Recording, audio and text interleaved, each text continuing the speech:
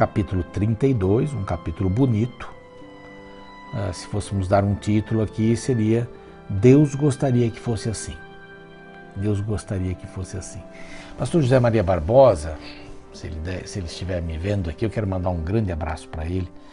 É um homem que eu admiro bastante, foi meu modelo espiritual aqui, humano, um homem sensacional, meu chefe, meu líder, e eu queria ser muito como ele foi, pregação, no aconselhamento e tal. Ele tinha uma frase que ele dizia assim: Deus ama você do jeito que você é, mas lhe vê do jeito que ele gostaria que você fosse. Deus ama você do jeito que você é, mas ele lhe vê do jeito que ele gostaria que você fosse. Olha que incrível isso. E esse título aqui que eu dei, Deus gostaria que fosse assim. Deus gostaria que Israel fosse assim, que Judá fosse assim. Ele tinha um plano. Ele olha para Judá, Israel, e ele diz assim: não, é assim. Olha, nós vamos ter isso, não vamos ter aquilo e tal. E ele vai trabalhando e vai falando como se realmente fosse acontecer daquele jeito, mas ele não determina essas coisas. A decisão é nossa. Nós tomamos a decisão. Ele quer que todos se salvem. A Bíblia diz que ele não tem alegria na morte do ímpio, de jeito nenhum. Esses povos que eram mortos, ele não tem alegria nisso. Só que o juízo retributivo já veio para esses grupos. Virá o juízo retributivo no final de todas as coisas. Mas o retributivo, não a segunda morte, né? Porque estes vão ressuscitar depois do milênio, vão tentar destruir a cidade santa e vão ser destruídos com Satanás. Satanás vai morrer, então por favor não siga Satanás, ele vai morrer e vai levar um bocado de gente com ele, inclusive esses grupos aí. Mas Deus já tem uma fase do juízo retributivo em relação a essas pessoas. Chegou, já foi, já assumiram as suas decisões contrárias a Deus e ponto final, ponto final. É isso. Então, Deus gostaria que fosse assim. É o reinado do justo rei. Vai falar do Messias aqui, uma era messiânica. A era messiânica. Era plano de Deus que isso já existisse. Ele colocou o povo em Canaã como o próprio local era importante, central.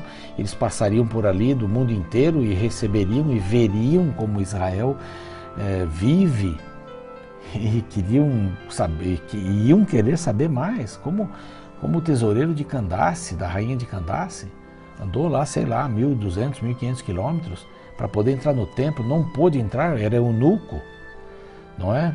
Tinha sua genitália ou decepada ou disfuncional, ou sei lá, de propósito ou porque foi feito assim para ele, né? Fizeram assim para ele, não pôde entrar no templo, voltou e aí vai lá Ananias conversar com ele, Filipe, desculpa, conversar com ele e ele crê em Cristo, né? E leva para lá o Evangelho, leva o Evangelho para o norte da África. Então assim, era importante que de lá saíssem todos os caminhos possíveis para as pessoas receberem a bênção de Deus, mas não quiseram. Então, Deus gostaria que fosse assim. Aí ele diz assim: eis aí está um que reina, um rei. Interessante, aqui diz um rei, lá no capítulo próximo aqui, no verso 17, fala o rei, e depois temos aqui mais um capítulo aqui, deixa eu ver. Fala o rei, o 17 aqui, o rei, depois no 22, diz o nosso rei. Olha, teve um crescimento aí, né? A gente tem o rei, tem que saber quem é o rei, vai ter um rei, né? Um só rei, não é qualquer rei, e é o nosso rei, Eis aí está um rei, que reinará um rei, digo melhor, com justiça e retidão, governará príncipes. Cada um servirá. Agora 4 coisas interessantes. Olha o que Deus planejava para Jerusalém, para Judá, para Israel. Verso 2. Cada um servirá de esconderijo contra o vento. Olha só. Cada um será esconderijo contra o vento. Coisas que, quando vinha o vento lá, acho que era do norte, era terrível. Segundo, refúgio contra a tempestade. Terceiro, torrentes de águas em lugares secos. E quarto, sombra de grande rocha em terra sedenta. A sombra é um negócio maravilhoso. Da grande rocha. Quem é rocha? É Cristo. Ele dá essa sombra. Torrentes de água em lugares secos, ele diz, eu sou a água da vida. Refúgio contra a tempestade, ele diz, calma, aquieta-te. Eu sou o Senhor de tudo. E aqui diz esconderijo contra o vento. Ele é o lugar de refúgio. Ele é a proteção contra o vento, os ventos da maldade desse mundo. Em quem nós vamos encontrar este perfil? Em Cristo Jesus, no Messias. Então, esta era uma era messiânica. Os olhos dos que veem, verso 3, não se ofuscam, e os ouvidos dos que ouvem estarão atentos. Os profetas. Ouviriam os profetas. Mas o coração dos temerários saberá compreender, e a língua dos gagos falará pronta e distintamente. Os temerários são aqueles que ficam precipitando as coisas, né? Não dão tempo, né, para as coisas acontecerem. São os escarnecedores também. Ao louco nunca mais se chamará nobre. Olha que coisa absurda. E do fraudulento jamais se dirá que é magnânimo. Quando a gente inverte as coisas, não é? Quando é bacana ser o ladrão e não o roubado. Pois eu digo para você que é melhor ser o roubado do que o ladrão. Todo mundo rouba, eu vou roubar também. Mantenha a sua integridade. Já vi muito isso, viajei bastante, agora viajo pouco, mas às vezes caminhões tombam e a carga fica lá. E as pessoas já sabem, vão lá roubar. Isso é roubo. Olha, isso é roubo.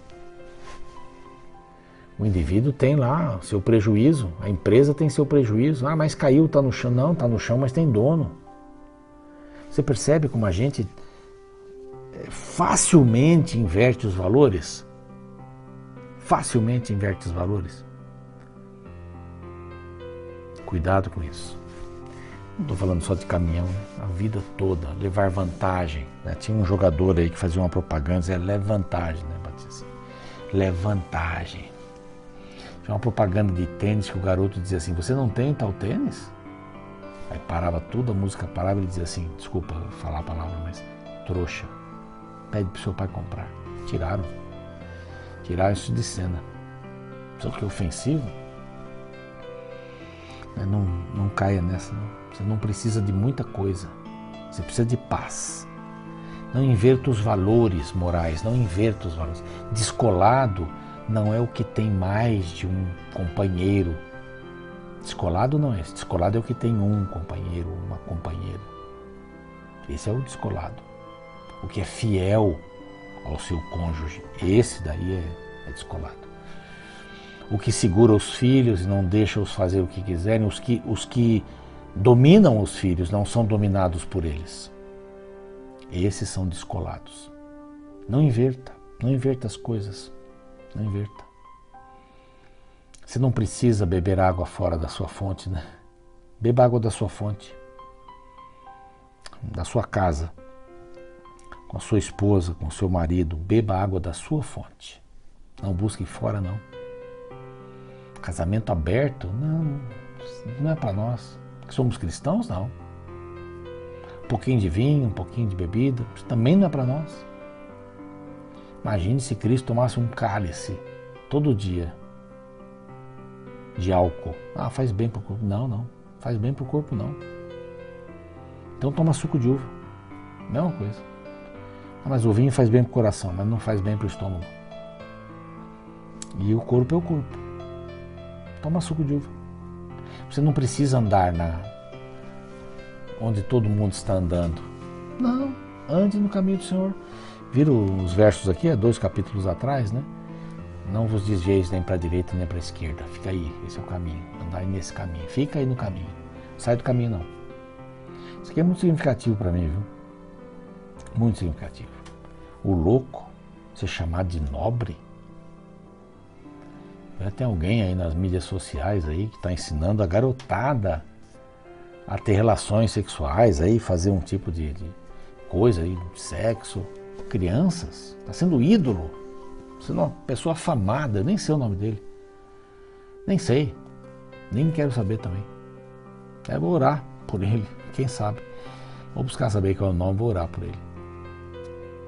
Mas não dá para ser assim, não. Não ande na onda, não. Não ande na onda. Ah, porque todo mundo tem esse videogame, comprar meu filho. Não, calma. Não vá se endividar. Ixi, você talvez deva ter brincado com um carrinho de rolemã sem rodinha de rolemã.